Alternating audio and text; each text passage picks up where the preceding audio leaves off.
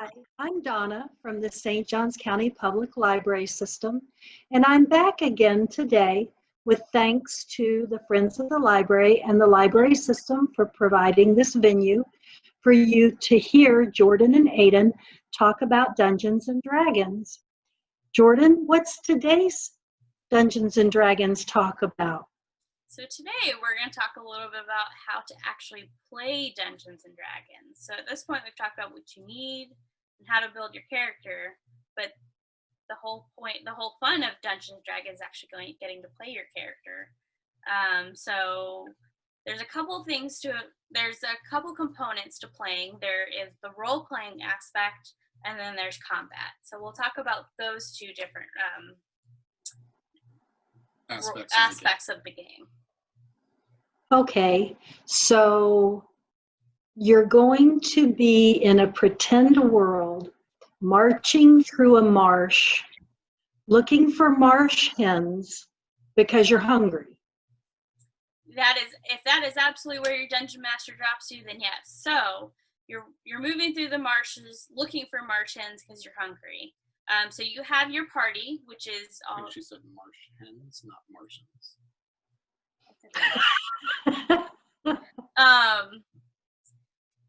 And so you have your party, which is your group of friends, but as player characters, so the characters that you are inhabiting, you are considered a party together. So you're moving through the marshes, and let's just say, I don't know, a frog jumps out from the marshes and scares you guys. Just ribbit, it's foggy, it's kind of gloomy, you don't know what to expect, a frog jumps out, and ribbit, there it is. Well, what is your party going to do? Well, that's the role-playing aspect, is what does your party do when this frog has jumped out at them and has surprised all of you guys? Is it a really big frog? It could be, depends on your dungeon master. Maybe it's a froghemoth, which is a big frog, or maybe it was just a tiny frog that just happened to be about its way in the marshes. Or it could be a bullywug. Or maybe it's a bullywug, which is a type of talking frog. So you guys are dungeon masters. Guide me. Tell me what my dungeon master wants me to do. All right. Well, so a giant frog jumps out from you from the marshes. What does your character do? Well, my character is going to be a fire elf druid. Perfect. And she is going to laugh at the big frog. Okay. So she laughs at the big frog, and the big frog kind of looks at her curiously and kind of ribbits in front of her. So she's going to turn to her friend, who's part of her party, and say, so should we go around the frog, or should we knock the frog off the mat? So at this point, I would probably have you roll initiative, which would initiate combat. So initiative is goes into whether or not your character was caught off guard, the reaction time of your character compared to the reaction time of a creature, just reflexes in general. It takes into account all sorts of things and a little bit of randomness. So you would roll a d20. Show me a d20. A d20, and it has things on it. It has numbers. So this is a 20-sided die and has 20 numbers on each. It has one number on each of its 20 sides. So Jordan, you roll that die for me because I don't have one. You rolled a 2 for initiative. Now we'll roll for the monster. And the monster got a 7. So what that means is that the monster is going to go first, and you're going to go second. So the froghemoth might try to pounce on you. And so what we would do then is we would do what's called an attack roll. So you would take your 20-sided die. You would also look at your dexterity modifier. So when we look at statistics, one of your skills is dexterity. You would look at that modifier, you would add that to it, and then that would tell you if you hit it successfully. Now your monster is going to have something called a armor class. That is basically how much it's going to take to actually hit it. If your roll, which is your roll plus your modifier, is higher than its armor class, then you get to hit it. So this is so that would make me successful if I had those components to my character. Well, every character has those components. So every character has an attack roll. No, but I mean, like you told me, if it's at a certain level, I would be successful. And if it's below that level, I would be unsuccessful. Right. So, for example, if the frog-hemoth goes to attack you, your dungeon master is the one controlling the frog-hemoth. In this case, I would look at the stat block. So each monster has what's called a stat block, and it's just a simplified. It's a simplified character sheet. It's a simplified character sheet. Let's see if I can point it out. It's this. This is the monster manual right here, and this is the stat block. And it has various things for the creature, such as its strength, dexterity, constitution, and intelligence, wisdom, and charisma, which are your 6 core stats. And then we'll have a modifier associated with that. So me as the dungeon master, I would control the frog-hemoth, and I would say, okay, it's going to make a slam attack against you as it tries to pounce and squash you. And I would roll a d20. And I got a 13, and let's say his strength is a 18. So he would have a +4 modifier, so he would roll 17 to attack you. Now you, as the player character, would have your character sheet, which looks something like this, but this is not filled out. And then right here is your armor class. Your armor class takes into account your dexterity and any armor that you're wearing to give you a number. Now, if your armor class was 18 and I rolled a 17 as the dungeon master, I would miss you.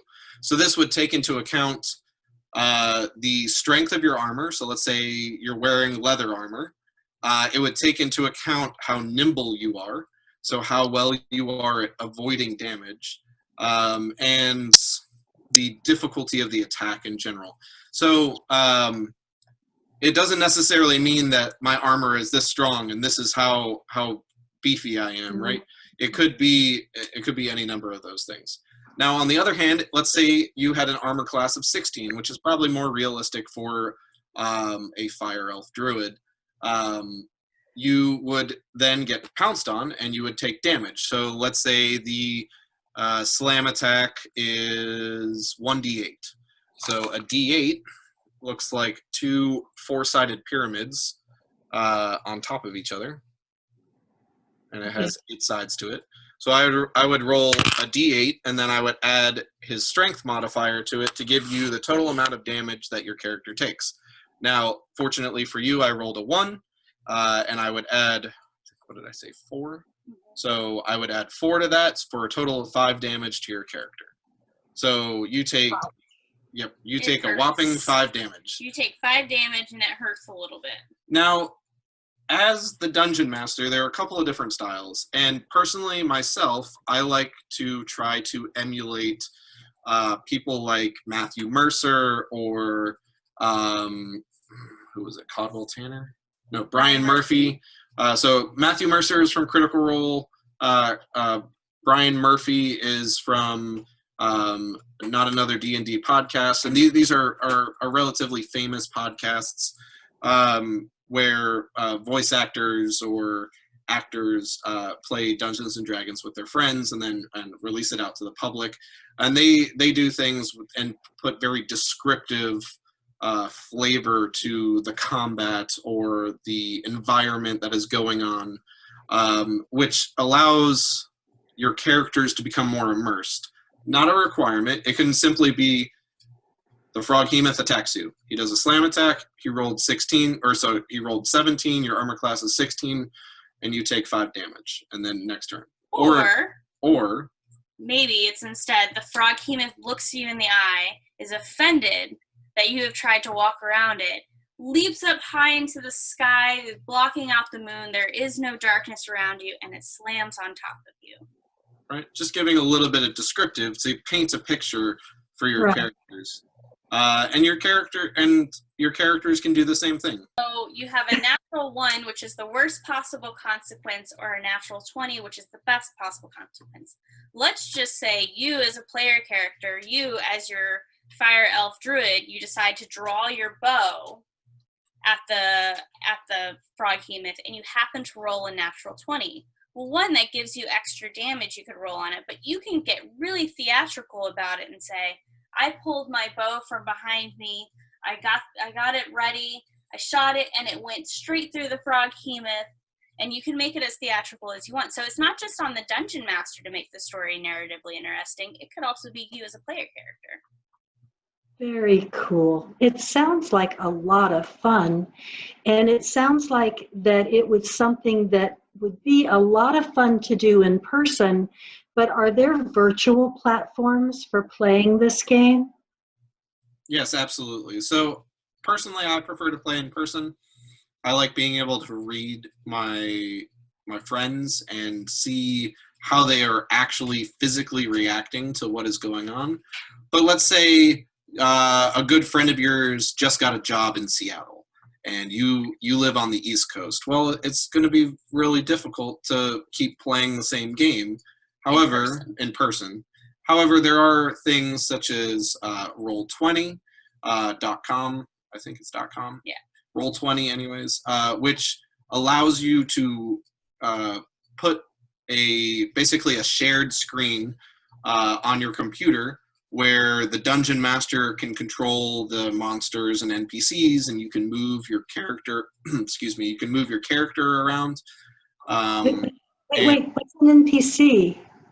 Non-player character. So in the last video, I think I referred to your character as a PC or a player character. Right. Your dungeon master is going to control a non-player character or an NPC.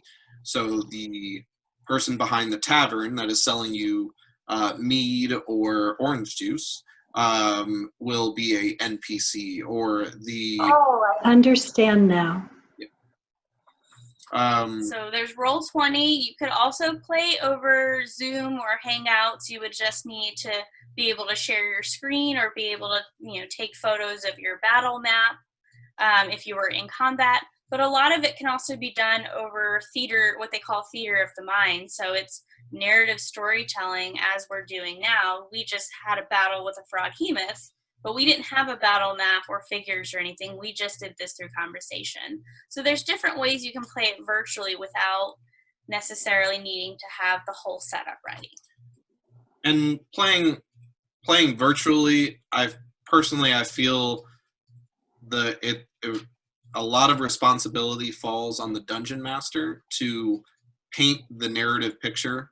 So you said initially we were wandering through a marsh looking for marsh hens for food. As the dungeon master, I probably would paint a picture of weeping willows and viney trees, and you're sloshing through the muck. It's coming up to your boots, and every time you take a step, your boot pulls out of the mud, and you hear a sucking noise as the mud fills in the hole that is left, or the void that is left by your boot. As you get to a clearing, you hear a loud croak, and the circle of trees, you see a large froghemoth jump out in front of you and eye you warily, right? So it relies on I feel like it relies on the dungeon master a little bit there to paint a little bit of the picture, to give your players a idea, because the image in my mind is probably different than the image in Jordan's mind right now. You're a really good narrator, because I really felt like I was in the swamp and my feet are wet now. Yes. You did a really good job, and I think that's one of the things that's so fun about D&D is it allows people to be so creative. Mm-hmm. Absolutely. And so we talked about combat or a combat interaction, but you also have non-combat interactions. For example, let's say Jordan's character, who is... We're going to be playing a cat alchemist. All right, her cat alchemist. Let's call her cat Madame Curie, or Curie for short. Wanders into the bar, probably about 3 foot, so the bar is about 4 foot. And the bartender is standing behind the bar and cleaning glasses and just looking around, surveying the tavern, making sure everybody is fed and has ample ale in their tankards, and is sitting there cleaning his glass. And Curie is going to try to look over the bar, although very unsuccessfully since the bar is taller than her. She's going to tap her paw on the tap of the tavern bar to get the tavern keeper's attention. All right. And so because Curie is short, the bartender doesn't really notice and keeps surveying the tavern and cleaning glasses and looks at the glass, puts it down, picks up another glass, keeps cleaning. Curie gets very, very annoyed very quickly that she cannot get a nice, tall glass of mead. So Curie decides, instead to get the barkeeper's attention, is to knock over one of the bar stools. Oh, hello there. Hello, kind sir. I am sorry for dropping that bar stool, but I will pick it up promptly if I get a glass of ale. That would be 1 gold coin, actually. And here is 1 gold coin for you, sir. Oh, thank you very much. Let me just... Puts it in his pouch.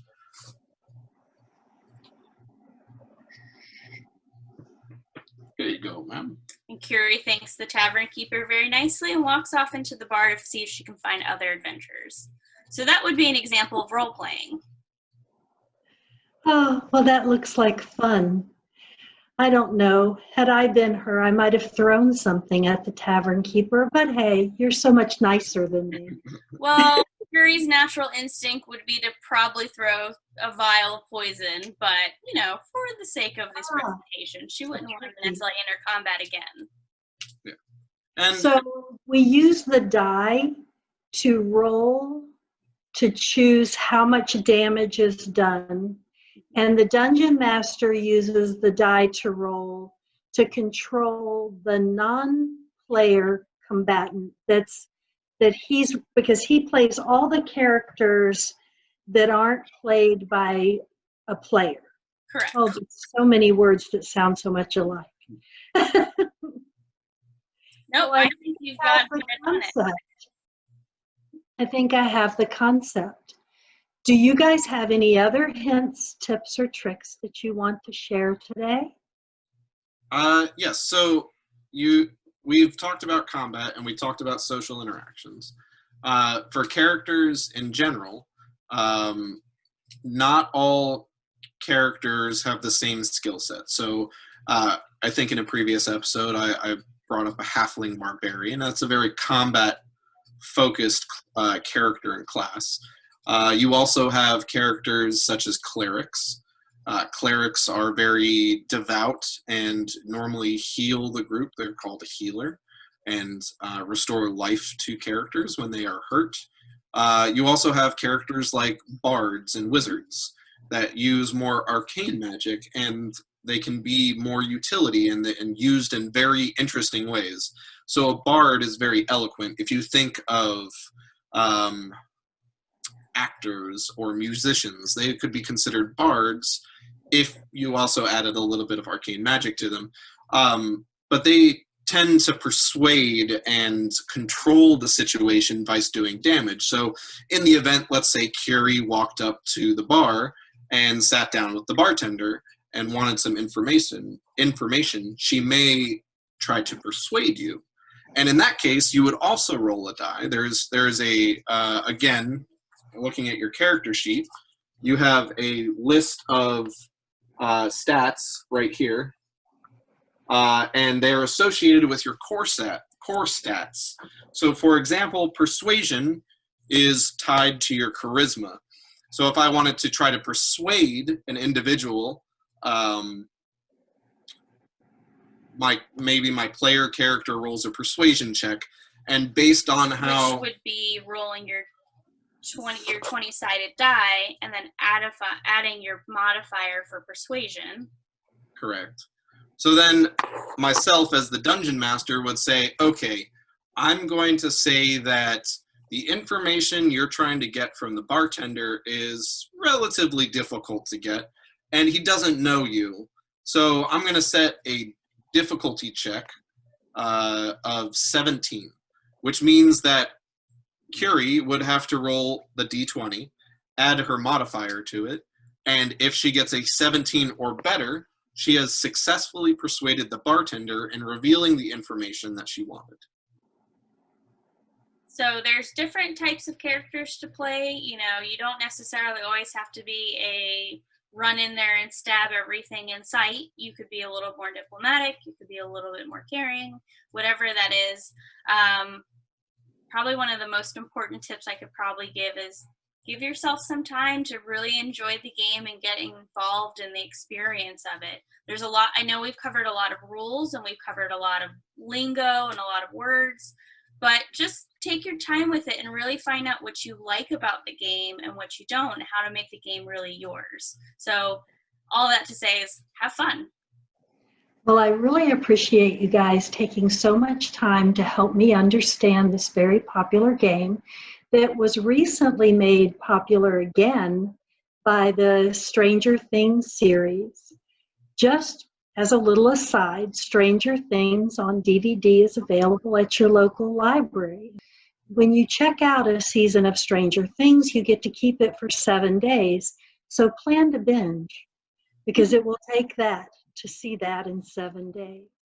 And as a little teaser, there's a possibility that we might be doing virtual D&D. So if you're interested in playing virtual D&D, comment and let us know how to get in touch with you. And we'll see what we can work out in the future. Thank you very much for your time. Please like and share and comment on this. Anything that this is published through the library, and it will also be available on YouTube as well. And if you're interested, maybe check out your local library and play a game with us. Thank you so much.